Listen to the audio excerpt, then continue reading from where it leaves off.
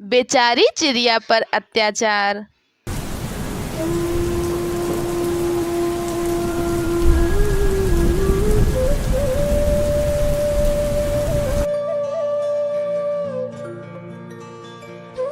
बेटा कालू, अब तू बड़ा हो गया है तो मैं चाहती हूँ कि तू शादी कर ले और तेरी शादी करने के बाद घर में बहू आएगी, घर में बच्चे होंगे तो घर में और भी मन लगेगा। मेरा बहुत मन करता है कि मैं तेरे बेटे को अपनी गोद में खिलाऊं। अरे दादी माँ, शादी वादी में कुछ नहीं रखा है। आज मैं शादी करके आ भी जाऊँ तो तुम खुद ही कुछ दिनों में बहू से परेशान हो जाओगी और उसे तरह तरह के ताने दिया करोगी। नहीं बेटा, ऐसा कुछ भी नहीं है। मैं उसका बहुत ख्याल रखूंगी और उसे हमेशा ही खुश रखा करूंगी। ठीक है दादी माँ, जब तुम कहती हो तो मैं शादी कर लेता हूँ। यह कहकर कालू जंगल के पंडित के पास जाता है और उनसे कहता है, पंडित जी देखो, वैसे तो मेरे घर में कोई कमी नहीं है, बस कमी है तो एक बहू की। और अब मेरी माँ भी चाहती है कि मैं शादी कर लूँ, तो मेरे लिए कोई अच्छी सी चिड़िया हो तो बताना। बेटा तो फिर तू देख कैसे तेरी चटमंगनी पट ब्याह करवाता हूँ। फिर कालू और टुनटुनी की शादी हो जाती है। कुछ दिनों बाद, टुनटुनी बहू, अब तू अपना ध्यान रखा कर, अब काम वाम पर ज्यादा ध्यान मत दिया कर। अरे दादी माँ, आप परेशान मत होइए, मैं अपने अंडे का ध्यान अच्छे से रखूंगी।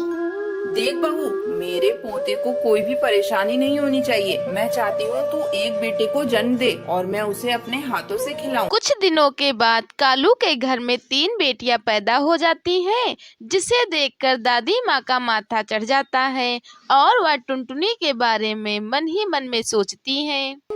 ये कलमुही जब से घर में आई है कुछ भी अच्छा नहीं हो रहा है। अब इसने बेटे की जगह 3-3 बेटियों को जन्म दे दिया है। अब इनकी परवरिश कैसे होगी? ये तो मेरे बेटे की सारी कमाई ही खा जाएंगी।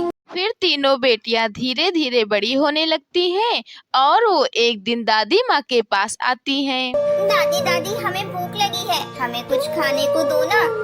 ओहो मनुष्य चिड़िया, मुझे हाथ लगाने की जरूरत नहीं है। मुझसे दूर रहो और मेरी तरफ से भूखी मर जाओ, मुझे कोई फर्क नहीं पड़ता।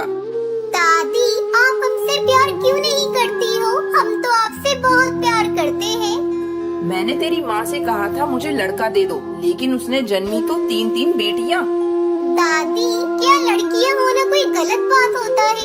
लड़कियाँ तो अच्छी होती है। माँ कहती है हम बहुत भाग्यशाली हैं।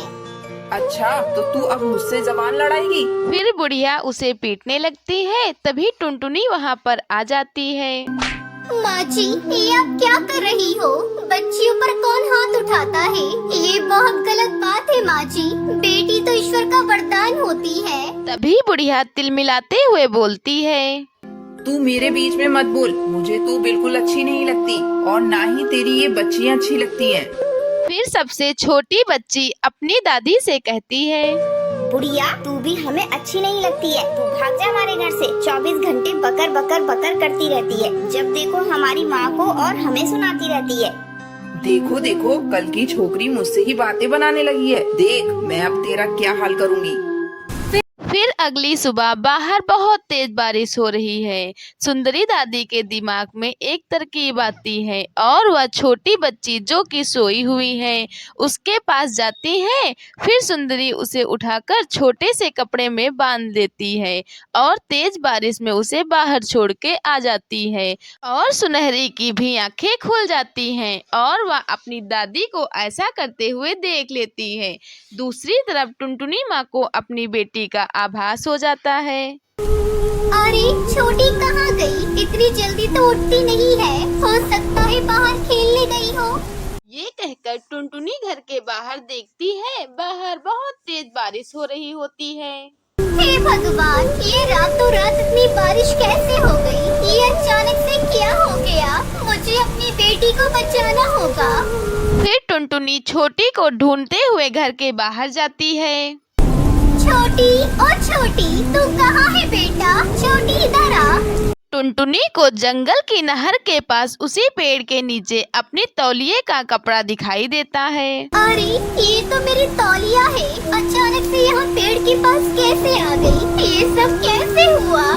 तभी सुनहरी अपनी माँ के पास आती है और वह अपनी माँ को सब बता देती है। ये सुनकर टुनटुनी गुस्से से अपनी सास से पूछती है, माँ आपको मेरी बेटियाँ पसंद नहीं है तो मैं तुम्हारे घर को छोड़कर चली जाती हूँ। पर तुमने आज मेरी छोटी बेटी मुझसे छीनी है। तुम्हें बेटियाँ पसंद नहीं है ना, जबकि तुम खुद एक बेटी रही होंगी। माँ जी, आपने मेरे साथ ऐसा क्यों किया? भगवान आपको कभी माफ नहीं करेंगे। मैंने तुम लोगों के साथ कभी भी अच्छा नहीं किया, फिर भी तुम्हारी बातों ने मेरा दिल जीत लिया और मुझे पता चल गया कि बेटा और बेटी सब एक जैसे होते हैं, उनमें कोई भेदभाव नहीं होता। उस दिन के बाद से पूरा परिवार खुशी खुशी रहने लगता है।